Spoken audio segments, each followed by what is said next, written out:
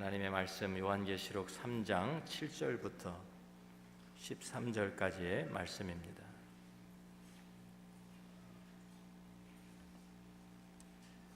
제가 읽습니다. 빌라델비아 교회의 사자에게 편지하라. 거룩하고 진실하사 다윗의 열쇠를 가지시니 곧 열면 닫을 사람이 없고 닫으면 열 사람이 없는 그가 이르시되, 볼지어다 내가 내 앞에 열린 문을 두었으되 능히 닫을 사람이 없으리라. 내가 내 행위를 아노니 내가 작은 능력을 가지고서도 내 말을 지키며 내 이름을 배반하지 아니하였도다. 보라, 사탄의 회당 곧 자칭 유대인이라 하나 그렇지 아니하고 거짓말하는 자들 중에서 며칠 내게 주어 그들로 와서 내 발 앞에 절하게 하고 내가 너를 사랑하는 줄을 알게 하리라. 내가 나의 인내의 말씀을 지켰은즉 내가 또한 너를 지켜 시험의 때를 면하게 하리니 이는 장차 온 세상에 임하여 땅에 거하는 자들을 시험할 때라. 내가 속히 오리니 내가 가진 것을 굳게 잡아 아무도 내 면류관을 빼앗지 못하게 하라. 이기는 자는 내 하나님 성전에 기둥이 되게 하리니 그가 결코 다시 나가지 아니하리라. 내가 하나님의 이름과 하나님의 성 곧 하늘에서 내 하나님께로부터 내려오는 새 예루살렘의 이름과 나의 새 이름을 그 이 위에 기록하리라. 귀 있는 자는 성령이 교회들에게 하시는 말씀을 들을지어다. 아멘. 우리 일곱 교회 중에 여섯 번째 교회인 빌라델비아 교회가 있는 이 빌라델비아는 바닷가에 있는 섬 하나로부터 동쪽으로 약 30마일 정도 되는 곳에 위치해 있습니다. 골짜기 끝에 이제 평야로 나아가는 그러한 곳에 있어서 동쪽으로 가는 문이다라는 별명도 있었고요. 비옥한 땅 때문에 농업이 발달한 그러한 도시였습니다. 일곱 도시 중에 역사가 가장 짧습니다. 주전 이제 190년 경에 이 도시의 세워진 배경에 아주 아름다운 이야기가 있는데요. 주전 190년 경에 버가모의 왕이었던, 우리가 이미 보았죠, 버가모 왕이었던 유메네라는 왕이 그것을 다스리고 있었는데 그에게 아탈루스라고 하는 동생이 하나 있었어요. 그런데 그리스와 전쟁을 하기 위해서 왕이 출전을 했는데 왕이 전쟁터에서 암살을 당했다라는 이러한 소문이 들려와서 나라에서는 왕이 없으면 안 되니까 이 동생을 왕으로 추대를 해서 이제 아탈루스가 왕위에 올랐습니다. 그런데 얼마 후에 그 소문이 헛소문이었던 것이 밝혀졌어요. 그래서 이제 전쟁터에서 형이 돌아왔습니다. 살아서 돌아오니까 자, 동생도 왕이고 형도 왕이잖아요. 그러니까 왕이 한 나라에 둘이 되었어요. 그러니까 지금 그 당시에는 왕족끼리 이제 또 분쟁도 일어날 수 있는, 내전이 일어날 수 있는 그런 아주 상황이었는데 동생이 형을 너무나도 사랑해서 스스로 자진해서 자기가 왕위를 포기하고 형에게 왕권을 다시 돌려주었습니다. 그래서 그 후에도 로마에서 계속 자기들에게 협력하면 형 대신 너를 왕으로 세워주겠다라고 회유를 했는데 끝까지 형에게 충성하고 배반하지 않은 아름다운 형제 사랑의 이야기가 여기에 있습니다. 그래서 형이 이 동생의 사랑에 참 감동을 받아서 동생에게 칭호를 하나 내려주었어요. 필라델푸스. 그래서 이 헬라어로 필라 그러면은 사랑이라는 뜻이고요. 아델포스 그러면은 형제라는 뜻입니다. 그래서 형제를 사랑하는 자라는 뜻의 칭호를 주고요. 그리고 그 동생을 기념해서 이곳에다가 신도시를 건설한 것입니다. 그래서 이 빌라델비아가 생겼어요. 그래서 이름을 필라델피아 이렇게 이름을 지은 것이죠. 우리가 동부에 이제 펜실베니아 주에 우리 필라델피아라는 도시가 있죠. 이제 제가 이번 주에 그곳을 다녀와야 됩니다. 우리 속해 있는 교단 총회가 그곳에서 모이게 되는데요. 그래서 이 필라델피아 참 아름다운 참 이름이죠. 형제를 사랑하는 도시입니다. 그 로마의 점령을 받아서 그 도시의 이름이 두 번이나 바뀌었어요. 두 번이나 바뀌었는데 그래도 사람들은 그 이름을 이제 필라델피아라는 이름을 선호해서 그 이름을 계속 사용했고요. 사도 요한도 성경을 쓰면 그 당시에 사용하던 로마 시대의 이름을 쓰지 않고 그 옛 이름인 필라델피아라는 이름을 계속 사용하고 있는 것이죠. 이렇게 한 것은 아마 형제 사랑에 대한 특별한 의미를 부여하면서 강조하기 위한 것으로 우리가 이해할 수 있습니다. 그런데 이 도시에 약점이 하나 있었는데 이 도시의 약점은 무엇이냐면 지진이 자주 일어나는 지역이 있었다는 거예요. 그래서 주 17년에 아주 대지진이 일어나가지고 아주 이 성이 완전히 폭삭 다 주저앉았어요. 그런데 로마 황제가 도와줘서 다시 재건할 수가 있었습니다. 그런데 여진이 계속 일어나니까 지진의 두려움이 가시지 않아서 사람들이 그 도시에 살면서도 이 도시 안에 성벽 안에 살면 언제 또 이 무너져가지고 덮치고 뭐 집이 무너질 수 있으니까 그러면 죽을 수 있으니까 사람들이 집 들어오는 것을 꺼려하고 밖에서 변두리에서 살았다는 그런 내용들이 있습니다. 그리고 사람들이 이제 오래 머무를 곳이 아니다. 언제 또 지진이 일어날지 모른다. 그래가지고 이제 어느 정도 있다가는 이제 기반이 잡히면 또 다른 곳으로 이주해 가는 그런 곳이었어요. 그러니까 미래가 좀 암울한 그런 보장되지 않은 그러한 곳이었다 할 수 있겠죠. 자, 우리가 사는 애리조나는 지진이 안 일어나니까 얼마나 좋습니까? 그렇죠? 그래서 참 이 LA 여기서 좀 우리가 캘리포니아만 가도 지진이 자주 일어납니다. 제 고등학교 또 대학교 동창 하나가 LA에 오래 살고 있는데 친구가 이제 지진을 겪은 이야기를 가끔 해줘요. 그런데 94년에 캘리포니아에 큰 지진이 있었죠. 그때 이제 한밤중에 집에서 자고 있는데 집이 너무 많이 흔들려가지고 그래서 놀래서 일어나 보니까 흔들려서 집이 무너지게 생겼더래요. 그래가지고 아이들 빨리 데리고 나가야 되겠다. 그래서 2층에 침실이 다 2층에 있는데 2층에 자기 마스터 베드룸에서 아이들이 있는 방까지 가는데 이렇게 복도가 되어 있습니다. 복도가 되어 있는데 저한테 그 설명하는 게 그래요. 우리 대학교 때 왜 핀볼 머신 아세요? 혹시? 핀볼 머신이라고 이렇게 쇠 구슬이 이렇게 튀면서 이렇게 막 그 점수가 올라가는 게임이 있어요.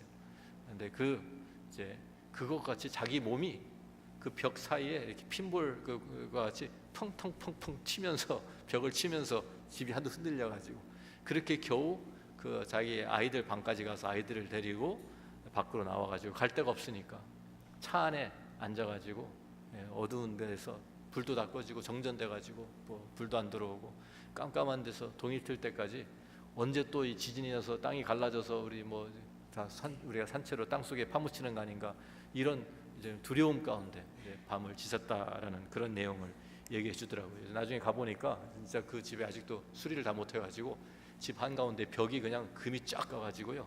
그 뭐 이거 잘못하면 무너지게 그렇게 생겼더라고요. 그래서 제가 그랬어요. 그 친구 보고, 야, 너 왜 이런 데서 사니? 그런데 아직도 살고 있어요. 아직도 그곳에 살고 있어요. 자, 그런데 여기는 애리조나는 여름은 조금 덥지만 좀 땅이 흔들리지 않는 건 얼마나 좋습니까? 땅이 흔들리고가 낫잖아요. 자, 이런 이 빌라델비아 이런 곳에 지금 있는 빌라델비아 교회에 예수님께서 이제 나타나셨는데 편지를 하시는데 지금까지 각 교회에 나타난 예수님의 모습과는 조금 다른 모습이 보입니다. 지금까지는 각 교회 예수님께서 그 1장에서 사도 요한이 본 그러한 예수님의 모습 중에 한 부분을 강조해서 좀 소개하고 그 내용이 연결되어서 이제 그 내용의 메시지가 이제 전달이 되었는데 빌라델비아 교회에 나타난 예수님의 모습은 1장에서 나타난 모습이 아니에요. 여기에는 우리가 요한계시록 3장 7절 말씀 읽어보면 빌라델비아 교회의 사자에게 편지하라. 거룩하고 진실하사 다윗의 열쇠를 가지시니 곧 열면 닫을 사람이 없고 닫으면 열 사람이 없는 그가 이르시되 그랬어요. 여기에 우리가 진실하다, 거룩하다라는 거룩하신 구약 성경에서 거룩하신 분, 진실하신 분은 누굽니까? 하나님 한 분밖에 없습니다. 하나님 한 분을 우리가 구약 성경에서 진실한 분이다, 거룩한 분이다 그러는데 예수님을 진실한 분이다, 거룩한 분이라고 소개하는 거예요. 바로 구약 성경이 그 하나님이시다라고 선포하고 있는 것입니다. 그래서 예수님이 바로 그 하나님이시다라고 선포하는 동시에 다윗의 열쇠를 가지신 이라고 소개합니다. 곧 열면 닫을 사람이 없고 닫으면 열 사람이 없는 그분이라. 자, 이 말씀은 이사야 22장에서 인용한 말씀인데요. 예수 그리스도가 바로 이 앞으로 올 메시아 왕국, 그 메시아 왕국을 다스리는 절대적인, 그러니까 앞으로 올 하나님의 나라죠. 하나님의 나라에 대한 절대 주권과 통치권을 가지고 계신 분이다라고 소개하고 있는 것입니다. 그 예수님께서 이 빌라델비아 교회를 칭찬해 주십니다. 빌라델비아 도시의 환경 우리가 지금 본 것처럼 사람들이 오래 남아있지 않기 때문에 성장할 수 없는 성장하기 좋은 환경이 아니었습니다. 그런데 그 가운데 있는 교회를 예수님께서 칭찬하십니다. 빌라델비아 교회는 서머나 교회에 이어서 칭찬만 받은 두 번째 교회가 되었습니다. 칭찬하신 내용이 이것입니다. 요한복음 3장 8절입니다. 볼지어다 내가 내 앞에 열린 문을 두었으되 능히 닫을 사람이 없으리라. 내가 내 행위를 아노니 내가 작은 능력을 가지고서도 내 말을 지키며 내 이름을 배반하지 아니하였도다. 주님의 말씀을 지켰다라는 것입니다. 여러 가지 악조건 가운데 있었어요. 이곳은 이방신들의 축제가 유명한 곳이라 아주 사방에서 사람들이 몰려와서 축제를 하던 그런 곳입니다. 주후 5세기에 이르러서는 작은 아테네라고 부를 정도까지 그런 별명을 얻을 정도로 아테네가 얼마나 그 신전이 많고 신상이 많았습니까? 그런데 이곳이 작은 아테네라고 할 정도로 그렇게 아주 여러 이방신들의 축제가 유명했던 곳입니다. 또 이곳에 유대인들이 많이 살았어요. 그래서 이 교회를 향한 유대인들의 핍박이 특히 심했던 곳입니다. 3장 9절에 그런 내용이 나오죠.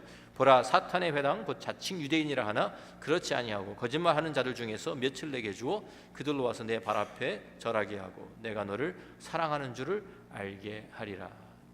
이곳의 그 유대인들은 예수 믿는 사람들을 미워해서 예수 믿는 유대인들을 출교시키고 회당에서 출교시키고 그것도 부족해서 교회를 아주 문을 닫아버리려고 온갖 수단 방법을 다 동원한 것으로 보입니다. 그러니까 이런 환경 때문에 핍박도 받고 사람 숫자도 적고 그러한 또 경제적으로도 어려운 그런 상황에 있어서 이런 교회가 아주 여기 주님 말씀 것처럼 작은 능력밖에 없는 그러한 교회였어요. 근데 우리가 비교해 보면 사대 교회는 반대로 모든 것이 풍요롭고 박해도 받지 않고 다 갖추었었는데 책망만을 받았습니다. 근데 빌라델비아 교회는 전혀 다른 조건에서 악조건 속에 있습니다. 정말 작고 힘이 없어가지고 문을 닫을 수 있는 그런 사정인데도 불구하고 주님이 칭찬만 하셨어요. 주님께서 칭찬하신 교회는 큰 교회, 사람들이 많이 모이는 교회가 아닙니다. 주님이 인정하시고 사랑하시고 칭찬하시는 교회는 말씀을 지키고 충성하는 교회인 줄로 믿습니다. 우리가 마태복음 25장에 보면 거기에 달란트 비유를 우리가 잘 알고 있지 않습니까? 한 주인이 여행을 가면서 먼 나라 여행을 가면서 종 세 사람을 부릅니다. 그리고 각각 그 능력에 따라서 어떤 사람에게는 5달란트, 어떤 사람은 2달란트, 또 다른 사람이 1달란트를 주고 갔습니다. 5달란트 받은 사람이 장사해서 또 5달란트를 만듭니다. 2달란트 받은 사람도 또 2달란트를 만듭니다. 그런데 1달란트 받은 사람은 땅 속에 묻어두고 감추어 놓고 있다가 아무것도 하지 않고 있다가 주인이 돌아오니까 땅에서 그것을 파내어서 다시 주인에게 돌려줍니다. 주인이 두 종들을 칭찬을 해주는데 우리 생각 같아서는 5달란트 받은 사람이 훨씬 더 일을 많이 했으니까 5달란트나 더 남겼으니까 주인이 더 많이 크게 칭찬해 줄 것처럼 생각이 되지만 우리가 그 말씀을 읽어보면 5달란트 받은 사람이나 2달란트 받은 사람이나 똑같은 칭찬을 받습니다. 글자 하나 틀리지 않고 소시 하나 다르지 않고 똑같은 칭찬을 주셨습니다. 마태복음 25장 21절 말씀입니다. 그 주인이 이르되 잘하였도다 착하고 충성된 종아 내가 적은 일에 충성하였음에 내가 많은 것을 내게 맡기리니 내 주인의 즐거움에 참여할지어다. 23절에 2달란트 받은 사람에도 똑같은 칭찬을 해주셨어요. 만약에 1달란트 받은 사람이 1달란트를 남겼다고 하면 역시 그 사람도 똑같은 칭찬을 받을 수 있었을 거예요. 왜냐하면 주님께서 칭찬하시는 것은 얼마나 많이 남겼느냐가 아니라 충성되게 일했느냐 이것이었기 때문입니다. 충성됨을 칭찬하신 거예요. 빌라델비아 교회는 작은 교회였습니다. 힘이 없었습니다. 그런데 주의 말씀을 지키면서 충성한 교회였습니다. 말씀을 지켰다는 게 무슨 뜻인가요? 순종했다는 말입니다. 우리가 어떤 때 순종하게 됩니까? 우리가 사랑이 있으면 순종하게 됩니다. 사랑하면 순종하게 되어 있어요. 순종이 사랑의 열매입니다. 우리가 아이들을 다 키우죠. 아이들을 어렸을 때는 아이들이 얼마나 귀엽고 이뻐요. 그런데 때가 오면은요 13살쯤 12살쯤 되면 아이들이 그 귀엽던 아이들이 원수같이 변합니다.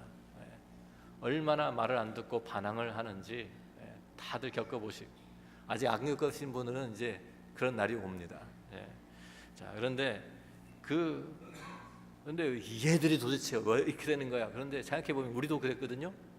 우리 부모님들한테 그때 우리도 반항하고 우리 나름대로 반항하면서 살았거든요. 우리도 자랄 때 부모님들이 하시는 말씀 잘 귀담아 듣지 않고 그렇게 했잖아요.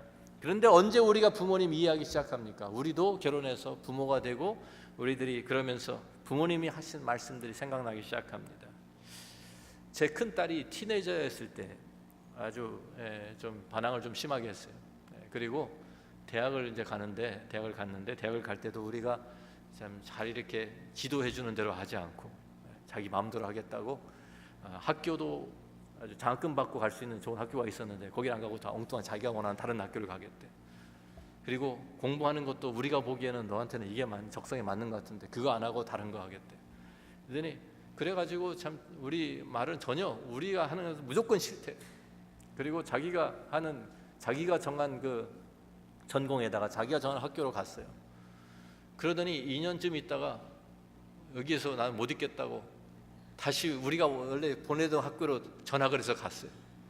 그래서 거기서 결국은 또 전공도 바꿔가지고 결국은 우리가 처음에 얘기해줬던 그 전공으로 바꿔가지고 졸업을 했어요. 그러면서 졸업할 때쯤 되니까 우리한테 그런 말을 하는 거예요. 엄마 아빠 그때 왜 나 좀 더 야단치지? 그때 좀 말리지? 왜 내가 이렇게 어려운 길을 돌아서 오게 만드냐고 그러더라고요. 그래서 야 우리가 그때 얘기를 했지 안 했냐? 했는데 네가 안 들었지. 그때 네가 들었냐? 그랬는데 그때 이제 하는 말이 아유 그때 엄마 아빠 말 들었으면 내가 고생 안 했을 텐데 그런 얘기를 하더라고요. 조금 크니까 철이 드니까 부모 말씀을 인정하고 소중하게 여기고 부모도 소중하게 여기게 되더라고요. 부모님 말씀이 어렸을 때는 건성으로 흘려들었는데 나이가 들면서 더 소중하게 느껴지는 것입니다. 하나님을 소중하게 여기고 주님을 사랑하면 똑같아요. 우리도 그 말씀을 소중하게 여기고 순종하게 되어 있습니다. 우리가 주님을 사랑하면 주의 말씀에 순종합니다. 근데 사랑하지 않으면 순종하지 않는 거예요. 골라서 하는 순종은 순종이 아니다라는 말이 있습니다. 내가 편한 것만 하는 것은 순종이 아니에요. 내가 좋은 것만 하는 것은 순종이 아니에요. 내가 편할 때만, 내가 하고 싶은 때만 하는 것은 순종이 아닙니다. 진짜 순종은요, 어려울 때에도 힘들 때에도 힘에 부치는 데도 하는 것이 순종이에요. 빌라델비아 교회가 적은 능력으로 힘이 붙였습니다. 핍박도 있었습니다. 여러 가지 모든 것이 제한이 많습니다. 그런데 그 가운데서 하나님의 말씀, 주의 말씀을 지켰다는 거예요. 그게 진정한 순종이죠. 요한계시록 3장 10절 말씀을 봅니다. 내가 나의 인내의 말씀을 지켰은즉 내가 또한 너를 지켜 시험의 때를 면하게 하리니 이는 장차 온 세상에 임하여 땅에 거하는 자들을 시험할 때라. 여기에 나의 인내의 말씀이라는, 인내의 말씀 무슨 뜻입니까? 고통이 있었다는 것입니다. 말씀을 지키기 위해서 고통이 따랐다는 것입니다. 어려움이 있었다는 것입니다. 말씀을 지키기 위해서 순종하려고 하니까 손해도 보고 힘이 들고 고난도 따르고, 그런데 그것을 감수했다는 거예요. 경우에 따라서는 말씀을 지키기 위해서 목숨까지 내놓았다는 것입니다. 내가 편할 때만 하는 것은 순종이 아닙니다. 경제적으로 어렵다고 우리가 내가 지금 급하니까 주님의 일은 좀 나중에 하자, 이것은 순종이 아닙니다. 내가 지금 시간이 없어서 바쁘니까 시간이 날 때 봉사해야지, 시간이 남아서 하는 봉사는 진정한 순종이 아닙니다. 내가 편리할 때만 하는 것은 순종이 아니라는 것이. 피곤하지만 힘이 부치지만 그래도 주님을 사랑하기 때문에 주님의 말씀을 붙들고 그 말씀을 따라 살려고 하는 것이 진정한 순종인 것입니다. 주님께서 우리의 삶 가운데서 가장 관심을 가지고 기뻐하시는 것이 무엇이냐면 바로 우리의 순종이에요. 우리의 삶 속에 순종이 보일 때 주님이 가장 기뻐하십니다. 왜? 순종은 사랑의 열매이기 때문입니다. 순종은 그 사람 안에 있는 그 사랑, 하나님을 향한 사랑을, 주님을 향한 사랑을 보여주기 때문입니다. 한 율법사가 와서 주님께 어떤 계명이 가장 큽니까? 하고 묻습니다. 율법에 많은 계명이 있는데 어떤 것이 가장 큽니까? 그러니까 예수님께서 말씀하시죠. 마태복음 22장 37절부터 40절 말씀 우리 같이 한번 읽어봅니다. 예수께서 이르시되 내 마음을 다하고 목숨을 다하고 뜻을 다하여 주 너희 하나님을 사랑하라 하셨으니 이것이 크고 첫째 되는 계명이요 둘째도 그와 같으니 내 이웃을 내 자신같이 사랑하라 하셨으니 이 두 계명이 온 율법과 선지자의 강령이니라. 주님께서 가장 큰 계명은 하나님을 사랑하는 것이다. 두 번째는 이웃을 사랑하는 것이다 말씀하셨어요. 그리고 이 두 계명이 같은 것이다. 그리고 이 두 계명이 온 율법과 선지자의 강령이라고 했어요. 강령이라는 것은 이 못을 이 벽에다 박아서 거기다 이렇게 걸어놓는 것을 말하는 거예요. 온 율법과 선지자, 구약 성경 전체가, 성경 전체가 거기에 걸려 있다는 거예요. 이 하나님 사랑, 이웃 사랑이에요. 무슨 얘기냐면 모든 계명이 많지만 그 순종에, 그것에 순종하는 동기는 하나님을 사랑하기 때문에, 이웃을 사랑하기 때문이라 그 말입니다. 요한복음 15장에도 같은 내용이 나옵니다. 15장 9절과 10절 말씀도 같이 읽어봅니다. 아버지께서 나를 사랑하신 것 같이 나도 너희를 사랑하였으니 나의 사랑 안에 거하라. 내가 아버지의 계명을 지켜 그의 사랑 안에 거하는 것 같이 너희도 내 계명을 지키면 내 사랑 안에 거하리라. 계명을 지키는 것이 사랑이라고 해요. 사랑하는 것과 순종하는 것이 서로 연결이 되어 있습니다. 사랑하면 순종하게 되어 있는 거예요. 부모님을 사랑하면 부모님 말씀에 순종합니다. 아내를 사랑하면 아내 말을 잘 듣게 되어 있습니다. 제 아내가 그러더라고요. 아내 말 잘 들으면 자다가도 떡이 생긴다고. 그런데 우리가 남편이라고 자존심 세우지 말고 우리가 아내 말을 잘 들으면은요 정말 편하고 행복해요. 주는 대로 잘 먹고 시키는 거 잘하고, 그게 행복한 삶이에요, 여러분. 명심하세요. 자, 주님과의 관계에서 똑같아요. 주님과의 관계에서 주님 사랑하면 그 사랑 때문에 주님께 순종하려고 합니다. 순종하는 삶을 삽니다. 사무엘상 15장에 보면 사울 왕의 이야기가 나옵니다. 사무엘이 이제 사울 왕을 찾아가요.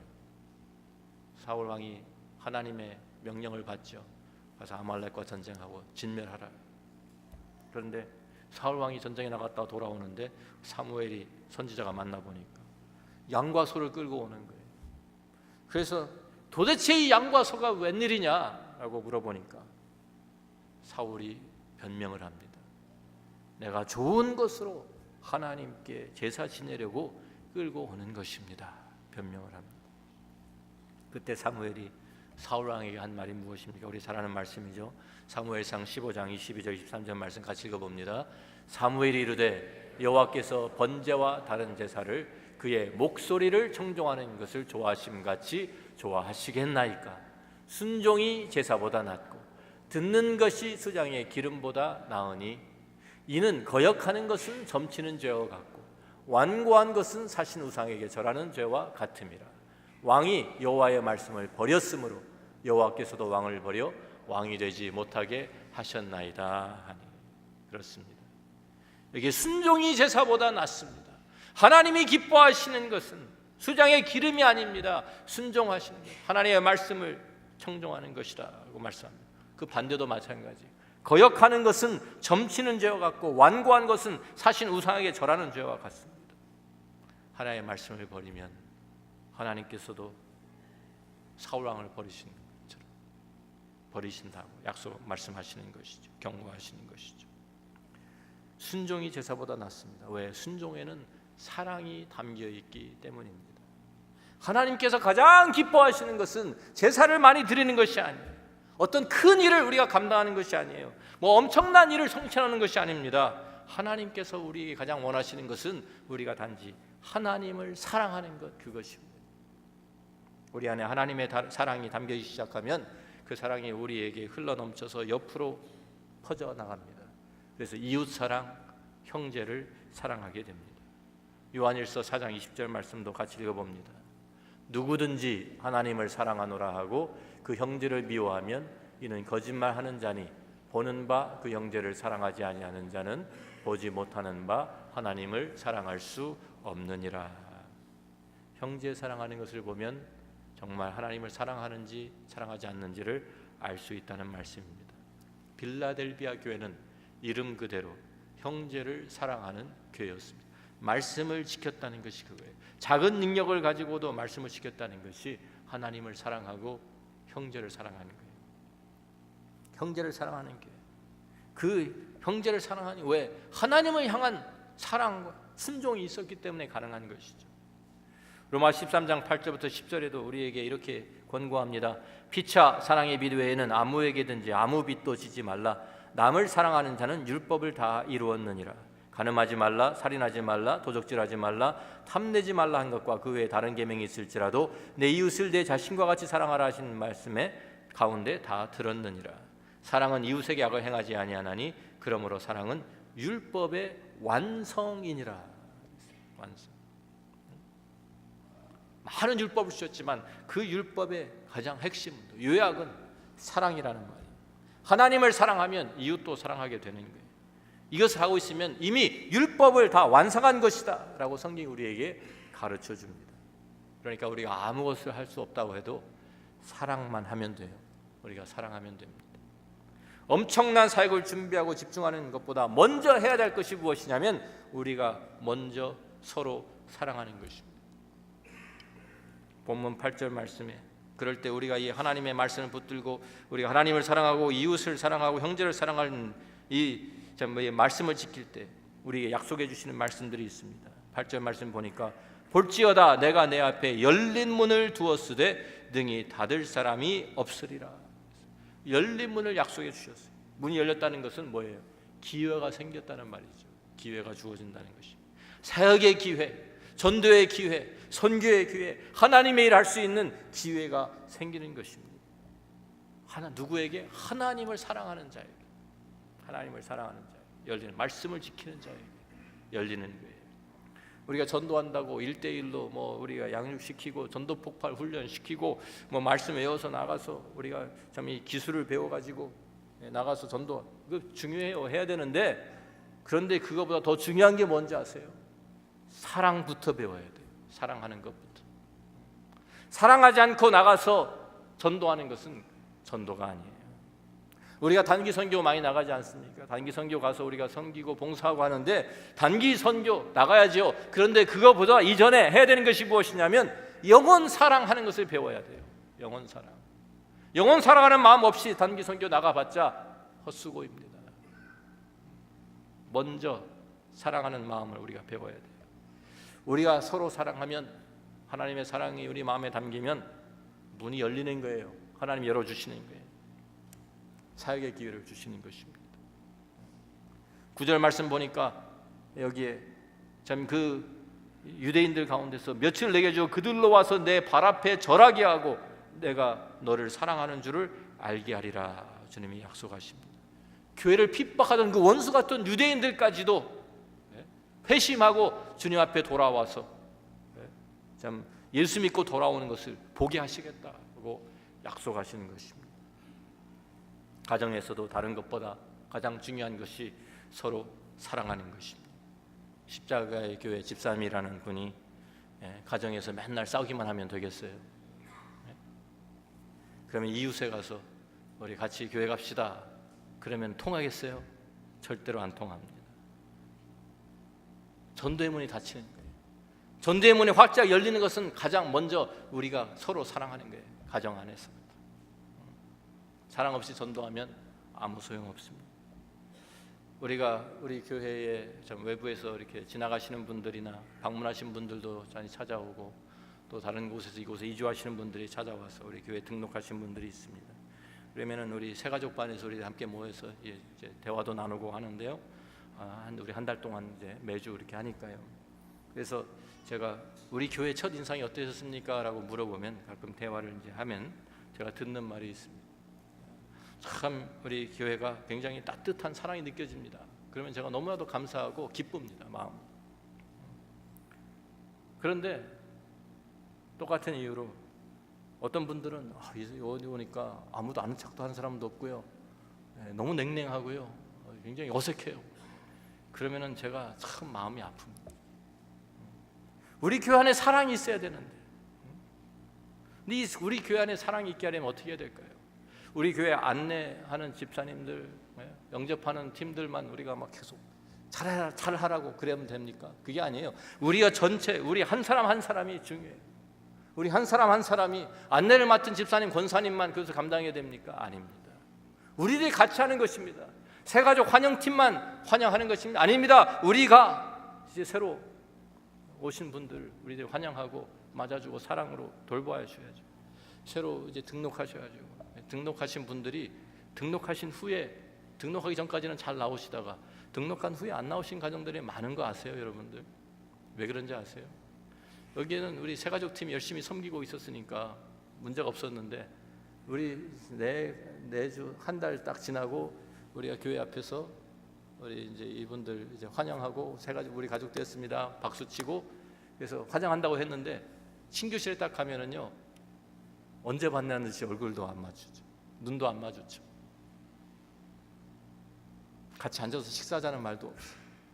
그러니까 어떻게 해야 될지 몰라가지고 있다가 그냥 떠나는 분들도 많아요, 여러분.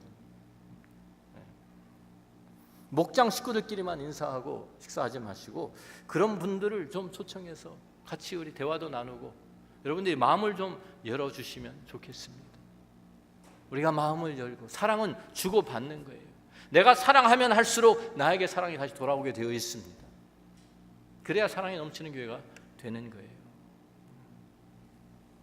우리가 어떤 교회가 정말 힘 있는 교회냐? 우리가 서로 사랑하는 교회가 힘이 있는 교회입니다. 서로 사랑하는 교회는 소문이 나게 되어 있습니다. 우리가 전도 축제 무슨 행사 많이 하지 않아도 하나님께서 열린 문을 우리에게 허락해 주실 것입니다. 사역의 기회 더 많이 주십니다.